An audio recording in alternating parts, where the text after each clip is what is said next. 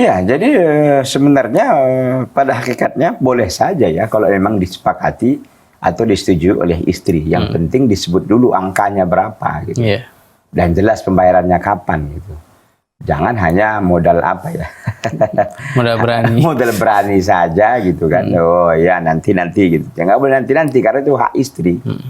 Ya walaupun mungkin nggak tunai kan gitu nanti dibayarkan beberapa hari kemudian atau hanya dibayar uang muka dulu gitu kan, mungkin dijanjikan 10 juta hanya dibayar umpamanya 5 juta dulu, ya itu bisa saja tapi dengan catatan jelas ya, akadnya jelas dan memang tenggang waktunya juga jelas karena ini hak wanita, karena dikatakan oleh para ulama bahwa berdasarkan firman Allah Azza wa Jalla, laki-laki menghalalkan kemaluan wanita itu ya dengan dibayarnya mahar itu setelah terjadi prosesi pernikahan tentunya ya, dengan syarat dan rukun-rukun nikah yang telah terpenuhi, diantaranya adalah adanya mahar ya yang diberikan oleh seorang laki-laki kepada seorang wanita calon istrinya. Wallahu ta'ala.